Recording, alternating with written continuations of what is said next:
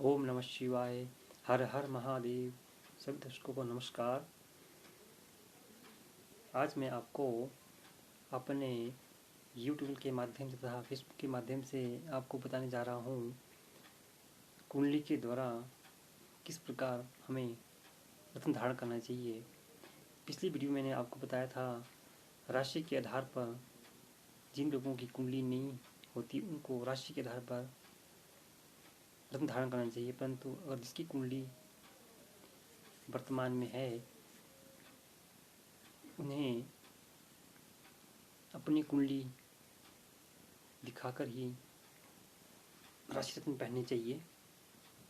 और इस प्रकार से मेष राशि से लेके मीन राशि तक मैं आपको आज बताने जा रहा हूँ। आपको तीन रत्न आप धारण कर सकते हैं। तीन रत्न हर एक राशि को तीन रत्न अपनी राशि तीन रत्न होते हैं जो धारण कर सकते हैं, परंतु कई बार उन्हें भी चेक करना पड़ता है कि अगर आपके जो तीन रत्न हैं उनके जो स्वामी हैं वो किस भाव में बैठे हैं तथा किस राशि में बैठे हैं। इसलिए कई बार हम तीन रत्न भी धारण नहीं कर सकते हैं, क्योंकि जिस प्रकार अगर हम जो रत्न धारण का फॉर्मूला होता है वो लग्नेश, पंचमेश और भाग्येश, तीन प्रकार के जो ग्रह के स्वामी होते हैं त्रिकोण के, उनके ही हम जो है रत्न धारण करवाते हैं। अगर ये त्रिकोण के स्वामी छठे, आठवें, 12वें भाव में चल जाते हैं तो शत्रु राशि या नीच राशि में चल जाते तो हम फिर रत्न धारण नहीं करवाते हैं। उसके ग्रह की पूजा अर्चना इत्यादि मंत्रों का जाप के द्वारा ही उसका करना चाहिए, क्योंकि इस प्रकार से रत्न धारण करा के उस व्यक्ति को लाभ के अपेक्षा नुकसान ही उठाना पड़ता है। इसलिए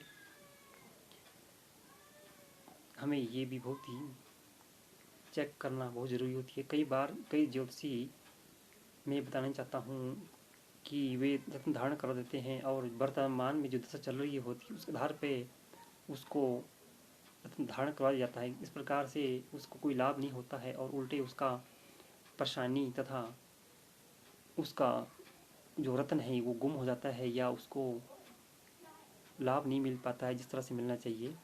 तो जिस प्रकार से कई बार किसी की राहु चली है तो राहु का रत्न गोमय पहना दिया जाता है, अगर गुरु की तो गुरु का रत्न पहना दिया जाता है। इस प्रकार से हमें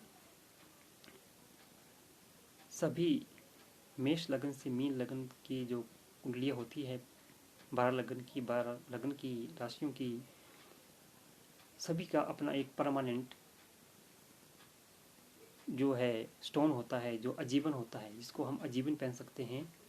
और उस महादशा उस ग्रह की महादशा आती तो हमें ज़्यादा लाभ मिलने के चांसेस होते हैं। इसलिए तीन ही लग्नेश, पंचमेश और भाग्येश। अब मैं बताना चाहता हूँ लग्नेश क्या है। लग्नेश जो लग्न में जो ग्रह का स्वामी होता है वो लग्न होता है। पंचमेश पंचम भाव का स्वामी पंचमेश और नवम भाव में जो होता है नवमेश यानी भाग्येश।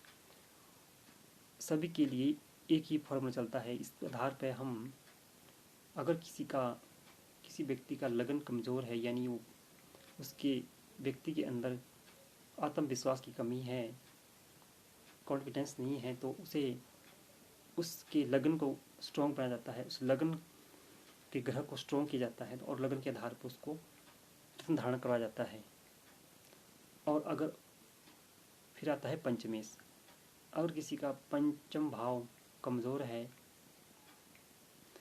पंचम भाव कमज़ोर है तो उसे विद्या में तथा संतान में बाधा आती है, इसलिए उसे पंचम भाव का जो रत्न है वो पहना दिया जाता है।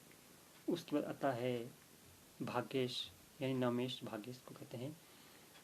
अगर उसका व्यक्ति काफ़ी मेहनत करता है, उसको कोई लाभ नहीं मिलता है और उसका भाग्येश का मतलब कमज़ोर है, तो उसको हम भाग्येश का जो रत्न है वो धारण करवा जाता है। इस प्रकार कई व्यक्तियों को लाभ भी मिलता है और परंतु लग्नेश, पंचमेश और भाग्येश को चेक करना बहुत ज़रूरी होता है कि आपके जो लग्नेश है कहाँ बैठा है, पंचम भाव का स्वामी कहाँ है और भाग्येश कहाँ बैठा है। इसको कहीं शत्रु राशि में तो नहीं है, कहीं अशुभ भाव में तो नहीं, इसको चेक करके ही पहना जाता है।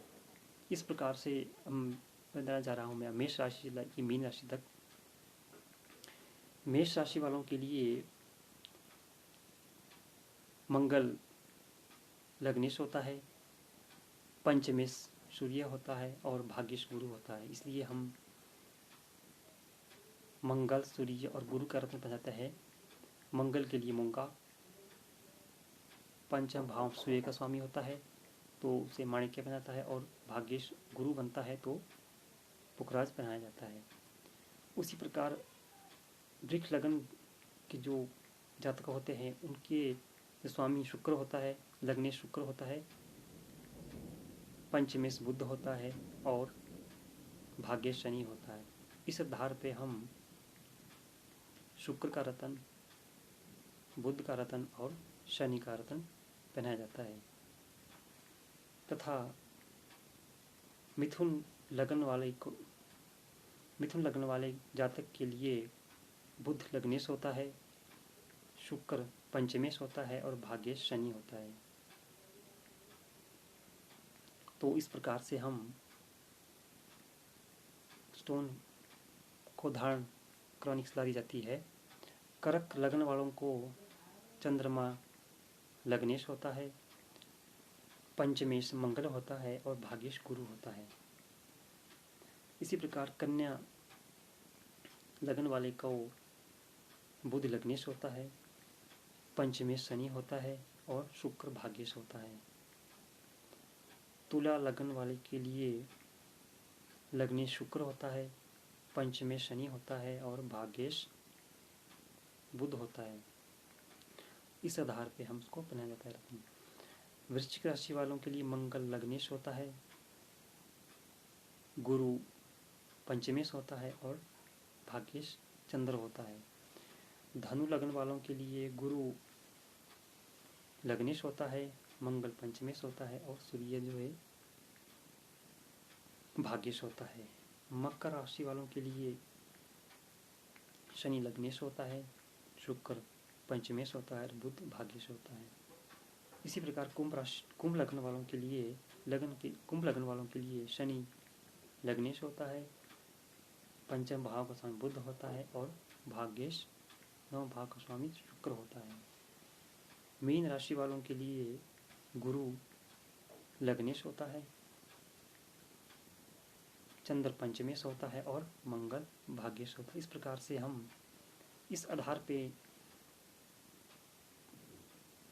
पढ़ा जाता है। परंतु उसके बाद जो है ग्रहों का अगर लग्नेश, पंचमेश और भाग्येश कोई भी छठे, आठवें, 12वें भाव में चला जाता है तो उस स्थिति में नग धारण नहीं करा जाता है।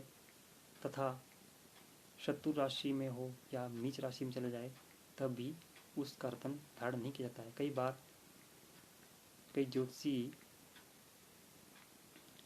गलत धारण करा देते हैं जो कि उन्हें नुकसान ही, उस भाव को वो वृद्धि कर देता है। क्योंकि जब जो अशुभ भाव में चल जाता है तो वो रतन जो है हमें शुभता नहीं, अशुभ प्रभाव देता है और उसमें बढ़ोतरी कर देता है, जिसके कारण हमें कोई लाभ नहीं मिलता है। इसलिए कभी भी आप धारण करने से पहले, स्टोन धारण करने से पहले आप सोच समझ के ही धारण करवाएं तथा अच्छे कहीं ज्योतिषी के से ही धारण करें, अन्यथा धारण ना करें। क्योंकि कई बार गलत नग धारण करने से हमें नुकसान ही मिलता है। कृपया इन बातों का ध्यान रखना बहुत ही आवश्यक है। इन्हीं शब्दों के साथ मैं अपनी वाणी को विराम देता हूँ और अगर आपको मेरी वीडियो अच्छी लगी है तो कृपया मेरी वीडियो को लाइक करें, शेयर करें और कमेंट करें कि आपको वीडियो कैसी लगी तथा मेरे चैनल को सब्सक्राइब करें। धन्यवाद।